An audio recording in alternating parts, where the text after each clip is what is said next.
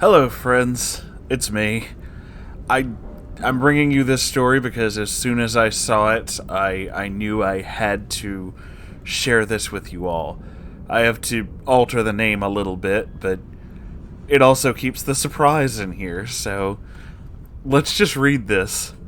This comes from the Neckbeard Story subreddit. I don't know how much of a Neckbeard story it is, but it's definitely interesting. This is Jerry and the Chicken.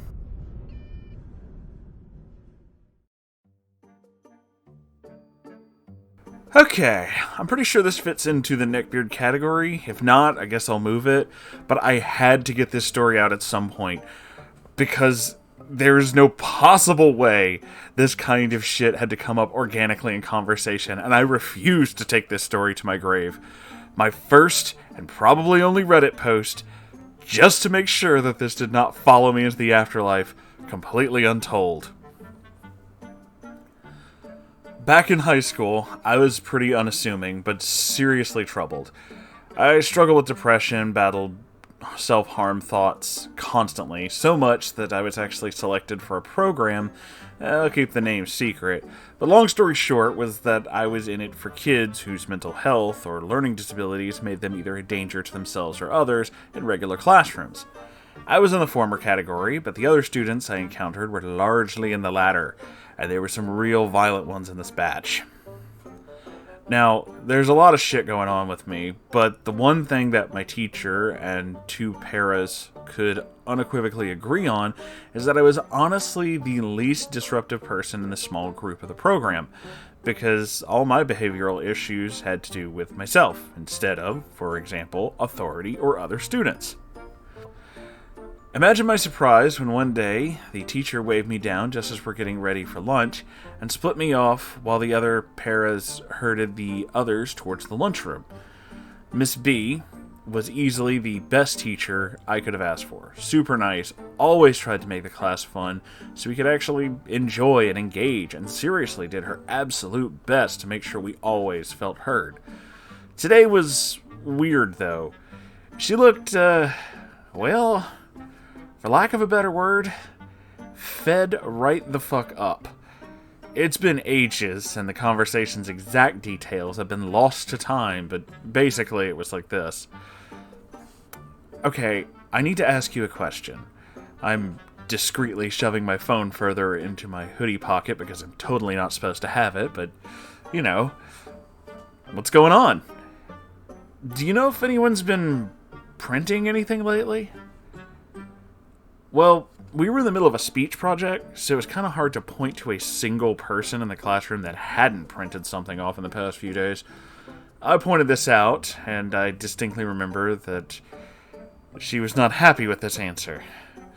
Right, should have been more specific. Well, images, I mean, not articles or speeches. I can't think of anybody. Are we supposed to do this assignment with visual aids? Yeah.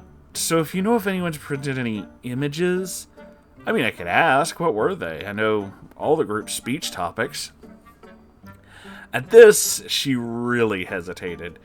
See, fun little detail is that while our little program was meant to help kids with behavioral issues, it had next to zero funding, and the printer was older than I was at the time, roughly 16 or 17. This meant it did not have a printing history. It would often spit out prints out of order and would sometimes wait an hour before actually printing what it was asked to. I'd heard it act up earlier in class as we were getting ready for lunch, but I really didn't think anything of it until it activated again, and Miss B realized way too late that it was spitting out another of the images that she was trying to find the responsibility bearer of.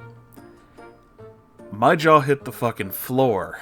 Without hesitation, she grabs it up and feeds it into the paper shredder, who the class had glued googly eyes to and called the paper monster. But it was too late. I had witnessed it. You know how YouTube has all those fun little SFM animations, and for a while they were popular with Five Nights at Freddy's fans? Yeah. Title relevant. Someone in my class had printed out some creepy humanized SFM pornography of Five Nights at Freddy's characters. What the fuck, right? Miss B practically growled in frustration and unplugged the printer and then turned to me. Do you have any idea who might have decided that that was a good idea? Oh, I did know. I knew the instant I recognized Chica. See, there's this guy.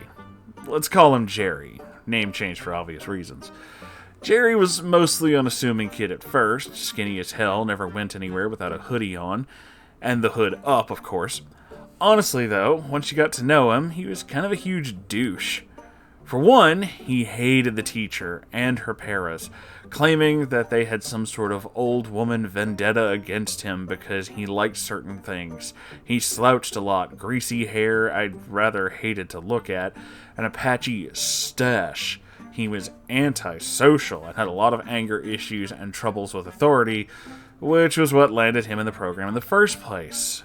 And more known to the rest of his fellow students than anything else about him was that he was an F&AF freak.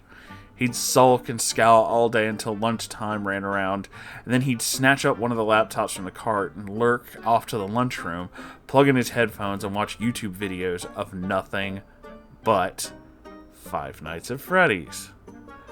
Well, the guy was a massive douche, and more than once I'd caught him staring at my friend's ass. Plus, he exposed my goddamn eyes to more of Toy Chica than I ever would have wanted to see in this life and the next few after that. No pity from a woman flashed by murderous robot chicken snoo snoo. I'm sorry, that line really got me. So I mentioned that I'd seen old Jerry Boy watching more PG videos, but it was definitely the same character. I was dismissed to lunch, and we were eventually corralled back into the classroom. Miss B announced, without the slightest bit of hesitation, that we'd be suspending the speech project for the day, and we'd instead just focus on study period instead. I thought that was the end of it. But, to my eternal chagrin with Jerry, it was not. My then friend, who we'll call Iris, had a higher tolerance against bullshit than I did, and she was tentative friends with Jerry, despite me warning her that I got weird vibes from him. And it was that night that I woke up at perhaps 1 a.m. to find Iris was calling me. I barely managed to garble out a hello in my half-sleep stupor before she wailed like a banshee and asked me what you're supposed to do if someone says they want to harm themselves. As it turns out, Jerry had been bugging her ever since school ended that, quote, "Oh my god, some bitch in her class ratted me out. I just wanted some pictures because my mom threw out the old printer. The teachers confiscated my laptop privileges. I swear to god the school wants me to kill myself." And other such things. You know, often peppered with, "You're the only thing keeping me here, I swear." Real fucking classy. Oh, did not like that. What Jerry didn't know was that Iris might have been too scared to tell anyone, but I sure as shit wasn't. I told her to tell Miss B and to take screenshots of any text as well. The fallout was ridiculous. Miss B immediately insisted that Iris block Jerry's number, moved Iris to the other side of the classroom, and made sure to put some of the tallest students between them so Jerry wouldn't be able to make any eye contact whatsoever. His mother was alerted to both the little fun images he'd printed out and his self-harm threats, and he was forbidden to go near Iris without a staff member present. I don't believe he ever found out that I was the one who ratted him out in either of the transgressions, but he wasn't allowed on the laptops without supervision for the rest of the time he was there. I graduated out of the program, ended up drifting out of contact with everyone I'd met there, but the story stuck with me, but it blew my mind that he thought that it was a wise idea to print out pictures of F&AF porn, and also thought it was a similarly brilliant idea to threaten to hurt himself just because he could not look at them. As an aside, seriously, who prints porn? Why don't you just watch it and move along?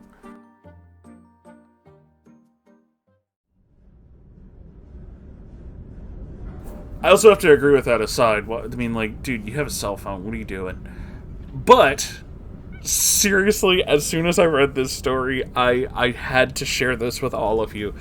I don't know that this counts as a neckbeard story. I honestly don't think it does, because it doesn't very sound much like a neckbeard-like story. But I am so happy that this person decided to share this story, because this reminds me of many years ago. I say many years ago because it feels like forever, but honestly it was probably only a year or so ago. I read a 4chan classic story about Wolfman Greg, and this guy makes me think of that. Like, just the absolute what the fuckery. Just the I have no words for how strange this shit was. I really don't know what else to add to this aside from just what the actual fuck. But this is just kind of amazing. Like, the audacity of this man. The audacity of this man to be like, not only does he want his pornography, he wants it printed, which, what? But also, to print it at fucking school.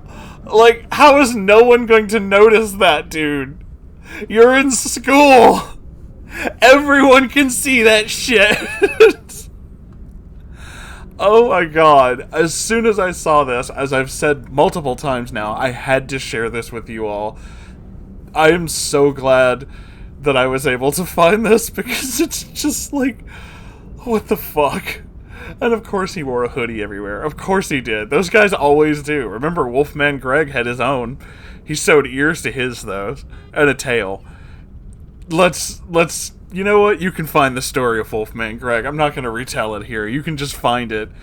I'm fairly certain I made a video about it, and if I didn't, I need to, because it's kind of amazing. But anyway, thank you all for being here, and I hope you enjoyed this story. I can tell you I certainly fucking did. I love you all so very, very much. If you have your own strange story you'd like to send me, you can send it to r/Moonhorse Stories. If you'd like to support this channel, you can do that by buying something from the merch store, or buying me something? Donating to Ko-Fi. You don't buy something from Ko-Fi. I mean, I guess you can. I don't.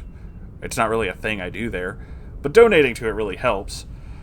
And, you know, like, comment, subscribe, all that good stuff. It's YouTube, you know, do what you can. Anyway, I love you all so very much, and I'll see you in the next story. Goodbye!